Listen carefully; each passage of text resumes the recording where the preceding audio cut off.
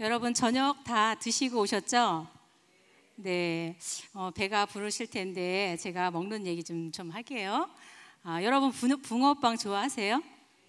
예, 저도 좋아하는데 어렸을 때부터 제가 붕어빵을 먹었는데 지금까지도 그 붕어빵이 인기 있는 걸 보면 국민 간식인 것 같아요. 예, 붕어빵 그 밀가루를 조금 얇게 써가지고 포장마차에서 그 틀에다가 붕어 틀에다가 또 밀가루를 넣고 또 그 위에 아주 달콤한 팥을 넣고 다시 밀가루를 얹어서 뒤집으면 잠시 후면은 붕어빵이라는 게 나오잖아요. 예, 저도 지금 참 좋아하는데 여러분도 좋아하시죠? 예, 그런데 이 붕어빵이 우리가 먹는 것도 붕어빵이긴 하지만 또 다른 것으로 우리가 또 그 붕어빵이라는 용어를 좀 사용을 해요. 어떨 때 우리가 붕어빵이라는 단어를 사용하죠? 네, 맞아요. 대답을 잘해 주셔서 감사합니다. 네, 자녀가 부모의 얼굴이나 또 성격, 습관을 꼭 빼닮았을 때 우리가 붕어빵이다 이런 얘기를 하잖아요. 그래서 예전에 10년 전에 SBS에서 프로그램 중에 붕어빵이라는 프로그램이 있었어요. 그래서 인기 연예인들이 자녀들과 함께 나와서 같이 게임도 하고 이런 퀴즈도 내고 이런 프로그램이 있었습니다.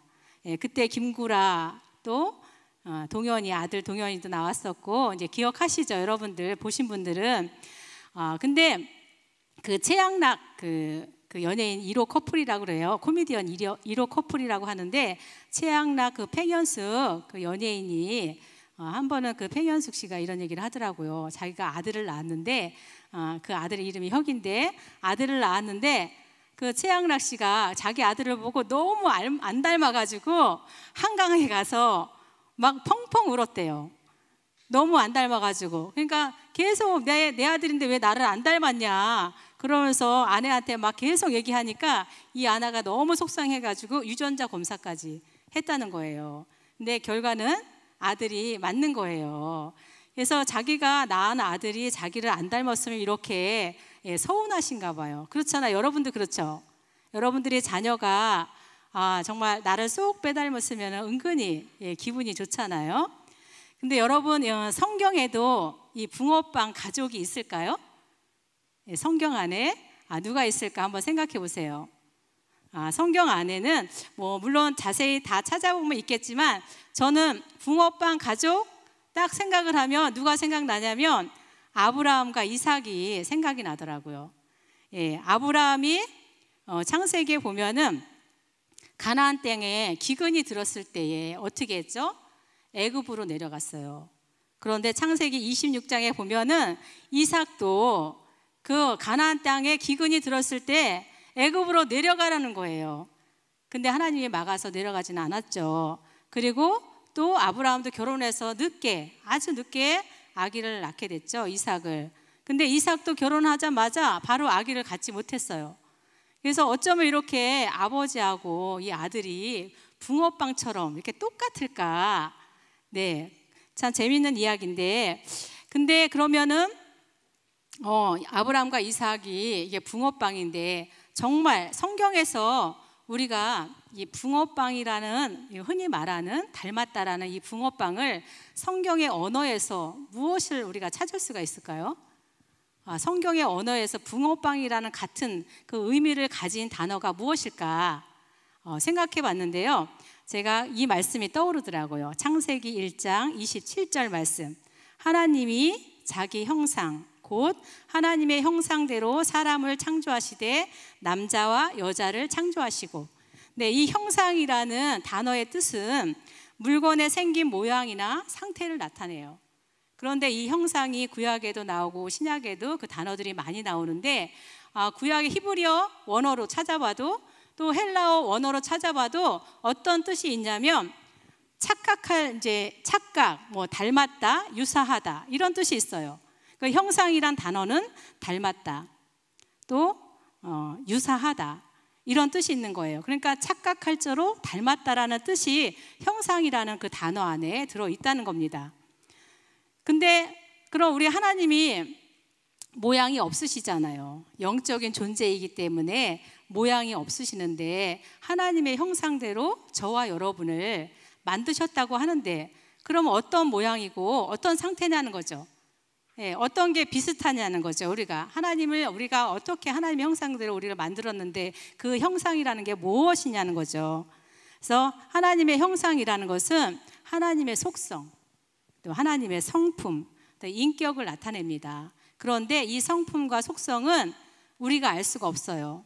하나님께서 자신을 계시할 때만, 예수님께서 자신이 누구인지를 계시할 때만, 그때만 우리가 알 수가 있는 거죠. 그래서 우리가 성경을 보면 내가 거룩하니 너희도 거룩해라, 이런 말씀도 있고, 나는 사랑이라, 내가 너희를 사랑한 것 같이 너희도 서로 사랑하라, 나는 전능하신 하나님이다, 그리고 긍휼과 자비, 전능하신 하나님이다. 이렇게 스스로 하나님께서 자신을 계시할 때만이 우리가 하나님이 어떤 분이신지 그 하나님의 형상을 알 수가 있다는 거죠. 그래서 하나님의 형상대로 우리 지음받은 우리 인간은 에덴 동산에서 하나님과 친밀하게 교제를 했습니다. 교제하는데 아무 문제가 없었습니다. 그래서 만족한 상태에 있었어요. 그 영혼의 상태가 아주 충족하고 만족한 상태, 정말 조금도 부족함이 없는 그런 상태였다는 거죠. 그런데 이것이 훼손이 되어버렸어요. 하나님의 형상이 훼손되었습니다. 무엇으로? 죄 때문에. 죄로 인하여서 하나님의 형상이 훼손이 된 거예요. 그러므로 인해서 문제가 발생했습니다. 하나님과 단절되는 그런 문제가 발생했고, 그때부터 사람에게는 무엇이 생겼냐면 욕구라는 게 생겼어요. 욕구. 여러분 욕구 많죠? 이런저런 먹고 싶은 욕구, 이런저런 욕구 많죠? 그래서 미국의 심리학자, 인본주의 심리학자예요. 매슬로우가 인간의 5가지 욕구 단계에 대해서 연구한 게 있습니다. 우리 한번 사진을 보여주실까요? 네, 이게 5단계의 욕구가 있는데요. 첫 번째는 뭐냐면 맨 밑에 1단계에서 생리적인 욕구예요. 그래서 이 욕구는 뭐냐면은 나의 생명을 유지하기 위해서 먹는 거, 또 잠을 자는 거, 공기 마시는 거, 성적인 욕구, 이런 것이 가장 밑에 단계의 생리적인 욕구입니다.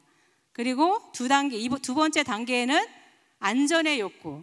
이건 뭐냐면은 생리적인 그 욕구가 충족이 되면 그 다음에 욕구가 생기는데, 어떤 욕구냐면은 예측할 수 있는 그런 환경을 원해요.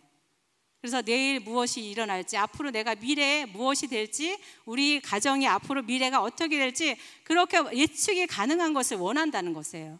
그래서 그렇지 않으면 너무나 두려운 거예요.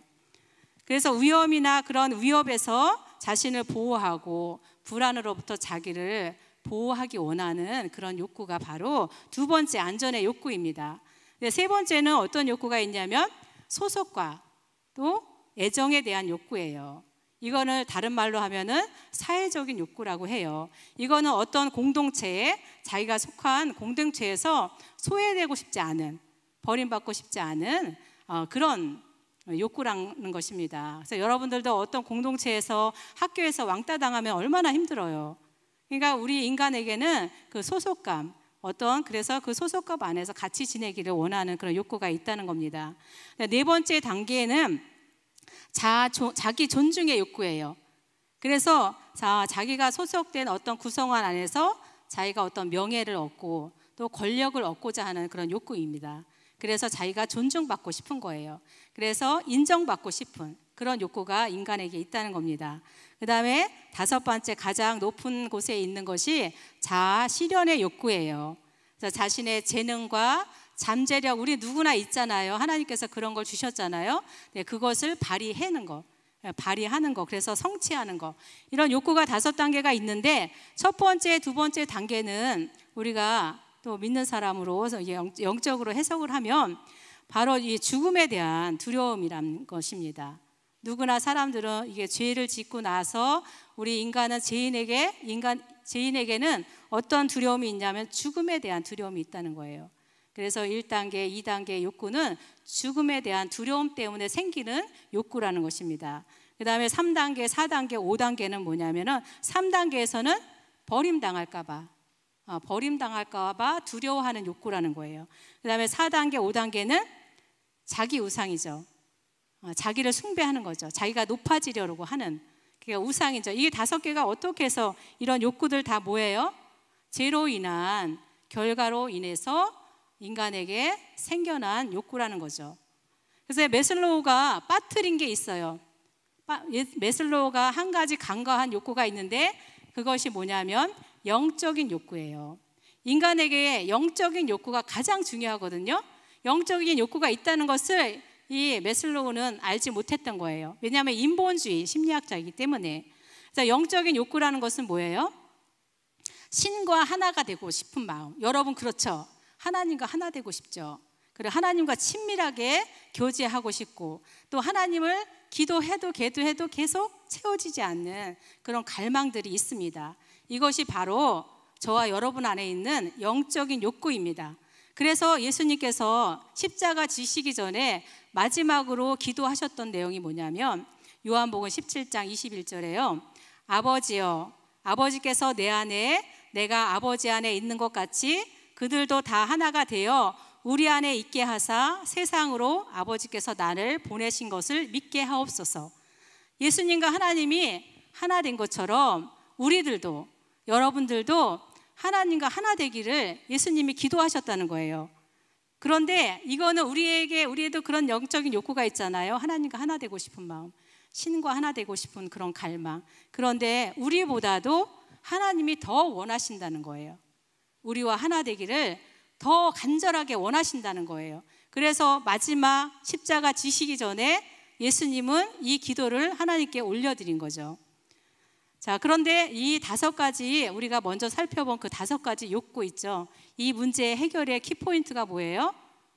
하나님과 하나 되고자 하는 영적인 욕구가 채워졌을 때, 만족감, 하나님과의 관계에서 만족감을 얻었을 때 나머지 1단계, 2단계, 3단계, 5단계 모두 5가지의 욕구는 문제가 되지 않는 거죠. 다 해결이 되는 거죠. 그래서 이 욕구가 충족이 안 되니까 다른 방법을 가지고 그 욕구를 채움으로 인하여서 중독에 빠지기도 하고 잘못된 그런 욕구를 충족하기 위해서 이상한 것으로도 빠지게 되는 거죠. 자, 그러면 어떻게 하면은 우리가 이렇게 가지고 있는 이 영적인 욕구를 채울 수 있을까? 하나님과 하나 되기 위해서 우리는 어떻게 해야 될까? 하나님과 친밀한 교제를 나누기 위해서 저와 여러분은 어떻게 해야 될까? 창세기 창조할 때처럼 죄가 들어오기 전처럼 하나님의 우리 형상이 회복돼야 되겠죠. 그래서 하나님의 성품을 회복해야 되겠고 그 다음에 하나님의 붕어빵이 돼야 돼요. 예수님의 붕어빵이 돼야 되는 겁니다. 그러기 위해서는 예수님 우리가 가까이 해야 돼요. 예수님을 가까이 하려면 어떻게 해야 되죠? 예수님이 계신 자리로 가야 되죠. 물론 예수님께서 우리와 함께 하시고 우리에게로 먼저 다가오시지만 또 예수님을 가까이 하기 위해서 우리가 예수님이 있는 곳으로 가야 돼요. 예수님이 계신 곳이 어디입니까? 제가 올해 이제 하나님 앞에 기도를 하는 기도 제목들이 여러 가지가 있습니다. 5, 6가지가 있는데 그 중에 한 가지를 말씀드리면 이런 영적인 욕구가 제 안에 그렇게 이제 있는 거예요. 그래서 하나님 어떻게 하면 주님과 제가 더 하나가 되고 주님과 어떻게 하면 더 친밀해질 수 있을까요? 그런 기도를 하는데 그게 저 이제 채워지지 않는 거예요. 그래서 하나님 어떻게 하면 주님과 하나 되고 정말 친밀한 그런 교제를 나눌 수 있을까요? 이렇게 기도를 하는데 하나님이 어떤 마음을 주시냐면은 가장 낮은 자리, 가장 끝자리에 있어야 된다라는 거예요. 거기가 바로 내가 있는 곳이라는 거예요. 그러면서 내가 있는 곳에 네가 내려와야지만 나를 만날 수 있고 나와 친밀하게 교제할 수 있다는 거예요. 그래서 그때부터 제가 기도를 하면서 하나님, 제가 항상 어느 자리에나 정말 끝자리에 있기를 원합니다. 가장 낮은 자리에 있기를 원합니다. 그래서 하나님과 정말 친밀하게 교제하고 싶습니다. 이렇게 기도를 하지만 그게 잘 안 될 때가 참 많아요. 그런데 예수님이 계신 자리를 한번 우리가 빌립보서 2장 5절 8절 말씀에서 예수님이 계신 자리가 어떤 자리인지 확인을 해드리겠습니다. 너희 안에 이 마음을 품으라. 곧 그리스도 예수의 마음이니 그는 근본 하나님의 본체시나 하나님과 동등됨을 취할 것으로 여기지 아니하시고 오히려 자기를 비워 종의 형체를 가지사 사람들과 같이 되셨고 사람의 모양으로 나타나사 자기를 낮추시고 죽기까지 복종하셨으니 곧 십자가에 죽으심이라. 하나님과 우리를 하나 되기 위해서 예수님께서 이 땅에 가장 낮은 자로 종의 모습으로 오셔서 십자가를 지셨다는 겁니다. 자, 그러면 여러분, 예수님이 계신 그 가장 끝자리 우리가 어떻게 하면 내려갈 수 있을까요? 마태복음 11장 29절 30절 보면 하나님께서 우리에게 나를 배워라 말씀하신 게 있죠. 나는 마음이 온유하고 겸손하니 나의 멍에를 메고 내게 배우라. 그리하면 너희 마음이 쉼을 얻으리니 이는 내 멍에는 쉽고 내 짐은 가벼움이라 하시니라. 여기서 온유라는 말을 원어로 찾아보면은 그 안에 뜻이 뭐 있냐면은 겸손하다는 뜻이 다 들어있어요. 그래서 이 온유도 의미가 겸손하다는 그런 의미가 있습니다. 예수님처럼 우리가 온유하고 겸손해야지만 예수님이 계신 그 자리에서 예수님을 만날 수가 있고 또 예수님이 우리에게 지으라고 하신 그 멍에가 뭐예요? 사랑의 십자가죠. 그 십자가를 질 수가 있는 거예요. 겸손해야지만 십자가를 질 수 있습니다. 자기를 부인해야지만 십자가를 질 수 있습니다. 그리고 예수님께로부터 배울 수가 있습니다. 교만하면 절대 다른 사람에게 배울 수 없죠. 예수님에게도 마찬가지입니다. 그래야지만 우리가 하나님과 친밀하게 주님과 교제할 수 있다는 겁니다. 모세는요 이집트의 왕자였어요. 그런데 그가 또 어떤 일로 인하여서 광야로 나가면서 목동이 되었습니다. 그리고 왕궁에 있었던 사람이요, 너무나 좋은 환경에 정말 높은 자리에 있었던 사람이죠. 그런데 그가 광야에서 또 양을 치는 사람이 되었습니다. 민수기 12장 3절에는요 하나님이 말씀하시기를 이 사람 모세는 온유함이 지면의 모든 사람보다 더하더라. 온유하다는 거예요. 그 안에 겸손이 들어있다고 했죠. 모세는 정말 겸손한 사람이었습니다. 그리고 출애굽기 33절 이 겸손한 사람에 대해서 하나님이 어떤 호칭을 주시냐면 사람이 자기의 친구와 이야기함 같이 여호와께서는 모세와 대면하여 말씀하시며, 친구라는 거예요. 여러분, 친구가 어떤 사이예요? 굉장히 가까운 사이죠. 부모님에게 털어놓을 수 없는 고민도 친한 친구에게는 털어놓을 수 있을 만큼 친구는 가까운 그런 사이죠. 그러니까 하나님이 이 모세를 그렇게 생각하는 거예요. 친구처럼, 겸손한 모세를 친구처럼 생각했다는 거예요. 자, 성경에서 가장 친밀한 관계를 표현할 때 사용하는 단어가 있어요. 그게 뭐냐면 사랑, 또 친구예요. 그래서 아가서 5장 16절에는 입은 심히 달콤하니 그 전체가 사랑스럽구나. 예루살렘 딸들아, 이는 내 사랑하는 자요 나의 친구로다. 사랑하는 자를 친구라고 얘기해요. 그러니까 이 친밀감에 있어서 이 사랑과 친구를 어떤 동격으로 같게 이렇게 생각을 하는 거죠. 여러분, 모세처럼 또 예수님처럼 저와 여러분이 온유하고 또 겸손한 성품을 이루었으면 좋겠습니다. 그래서 하나님과 하나 되어 가는 그런 친구가 되고 또 아버지의 형상을 닮은 붕어빵들이 다 되었으면 좋겠습니다. 채워도 여러분 채워지지 않았던 그 욕구, 그것으로부터 자유하기를 원합니다. 쉽지는 않지만 저도 어렵습니다. 제가 할 수 있기 때문에 여러분들에게 이렇게 사십시오 말씀하는 게 아닙니다. 저도 노력하고 힘쓰고 또 애쓰고 있습니다. 그렇지만 우리가 그래도 하나님의 자녀인데, 그래 너를 보니 하나님의 아들 맞네, 그래 너를 보니 하나님 딸 맞네, 완전 붕어빵이네, 이런 소리를 들어야 하지 않겠어요? 너무 안 닮아서 하나님이 혹시나 저와 여러분을 또 유전자 검사 혹시 하시지는 않겠어요? 네, 저와 여러분 모두가 그 하나님을 닮은 그 붕어빵이 되어서 세상이 하나님이 예수님을 보내신 것을 믿게 되는 은혜가 저와 여러분을 통해서 일어났으면 좋겠습니다. 이 시간 예수 닮기를 우리가 찬양을 할 건데요. 정말 하나님 예수님의 그 성품, 온유하고 겸손한 성품으로 저를 변화시켜 주시옵소서. 그런 마음으로 이 시간 예수 닮기를 원한에 찬양하고 기도하겠습니다.